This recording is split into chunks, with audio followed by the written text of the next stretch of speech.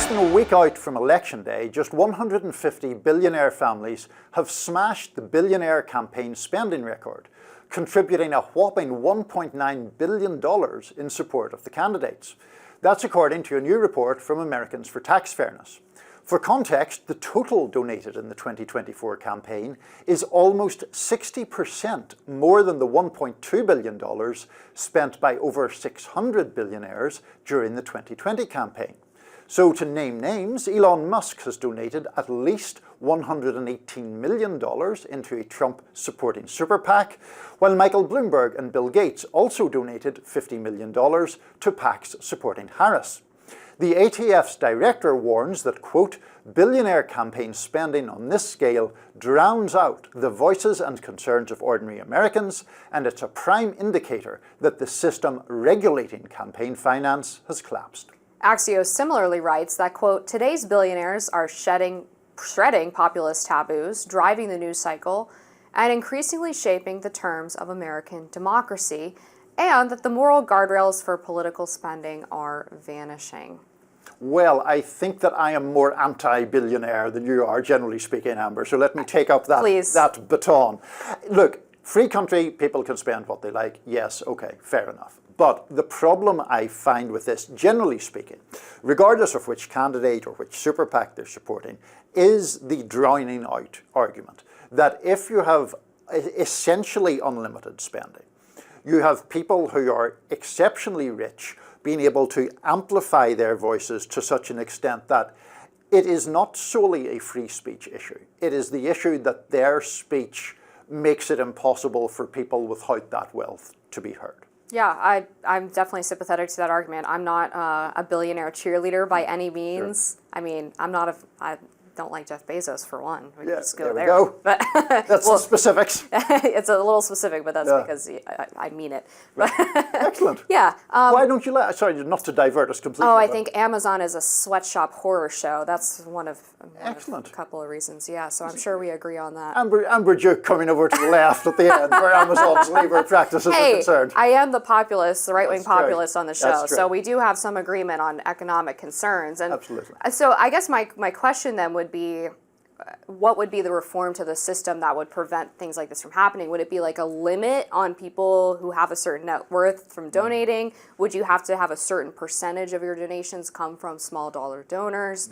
I'm just curious how the regulation would work such that campaigns would still be able to get the money that they need to run a modern campaign, a modern sophisticated campaign, while also making sure that the people are actually heard in the process. So I think you would just have limits to donations that are defined more broadly than they currently are. Right now, as you well know, the actual campaigns themselves, there are limits to how much you can give to Donald Trump for president, but you can give unlimited amounts of money to PACs and super PACs supporting that campaign. I think you would just cast those limits more broadly to make them not about only the official campaign, but about political spending writ large. Now, before our audience says, well, the Supreme Court disagrees. I was just going to bring that up. I know the Supreme Court disagrees, and I don't know how you would have those limits while that decision, or those actually more than one decision, has put that into law, or has interpreted the Constitution in that fashion. It's just that I don't think that is healthy for democracy. I don't think it's healthy for the country. I don't even really think it's healthy for debate in this country. Well, we should bring back that Dave guy. I bet he has some ideas I'm sure he does. How to get the Supreme Court to get on board with this. Yeah. I do find it interesting that there haven't been more examples of candidates trying to distance themselves from the billionaire money. I mean, Kamala Harris in 2019 promised that she wasn't going to take any quote-unquote dark money, which is typically money that flows through super PACs to the campaign, or is used on behalf of a candidate, rather. And then, of course, this time around, she's raising more money from billionaires than even Donald Trump has. I think the latest count was something like 5-to-1 in terms of spending.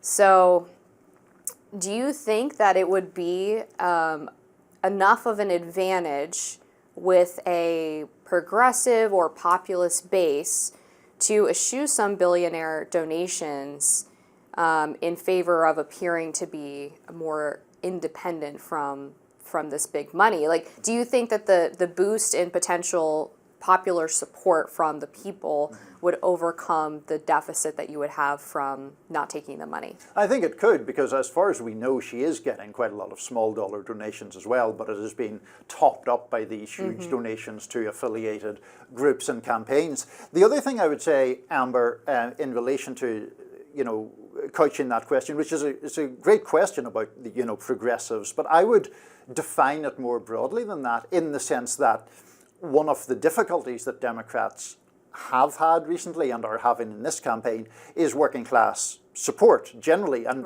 that's not necessarily what we typically think of when we think about progressives, which is often a sort of highly educated but very left-wing kind of shadow elite, which I don't think is the sole appeal of refusing these kinds of donations. I think that there has been a failure on the part of a lot of leading members of the Democratic Party to actually be responsive to working class concerns. I think that is one of the reasons why there was that seemingly weird crossover back in 2016 between Bernie Sanders supporters, some of whom ended up backing Trump, because it was people who felt that the game was rigged by powerful and particularly by financially wealthy interests. And so I think there is a political and popular support to be sort of harpooned by people who take a stand on that topic. Yeah, and specifically to that point, one of the appeals of Trump was that he was mostly self-funding his campaign, and so he would argue, look, I'm not tied to these special interests or these billionaire donors. I'm a completely independent guy. What I tell you on the campaign trail is what I believe,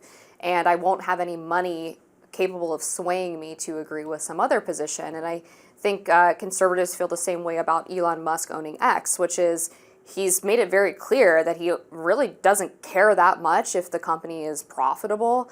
He doesn't really care if people pull advertisements. He's told them to go F themselves, actually, because he has enough money to withstand a barrage of attacks and feels strongly about this principle of free speech enough to basically prop up the platform with his own money. But then the broader question involved in that is, okay, but what if you have a billionaire in charge of a platform that doesn't agree with the principles that you agree with? And should that entire infrastructure be completely dependent on essentially one person standing on the same side as you on the political aisle? Yeah, I mean, that's a fair question. I just want to circle back also to what you said about Trump and his appeal. I think it was partly that he was self-funding, but I also think more broadly, even people for whom other Trump views are anathema, I think did respond, particularly in that campaign, when he would talk about sort of having previously donated to candidates from both parties, and that issue would come up as a kind of a gotcha question, and he would typically say, well, no, it's because I understand how the game works, and if you want something from people, you give them money and they become more amenable to doing your bidding. If I recall correctly, like Dave Chappelle, of all people, has a bit about that, about the recognition among a large number of people who would not be conservative necessarily, that Trump was telling the truth, at least in that respect, as he characterized that element of the political system. I think that's right. And there was a really important moment as well in one of the Republican primary debates of that cycle where he is talking about his opponents as being funded by special interests, of being tied to and accountable to the people who were donating to their campaigns. And the crowd started booing him. And he said, that's okay.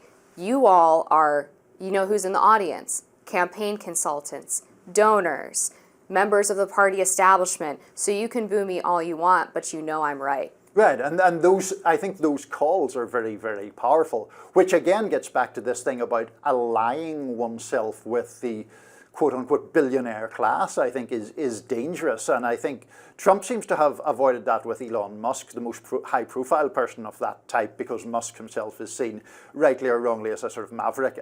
I'm not a big Elon Musk fan, but he's not easily characterized in the same way.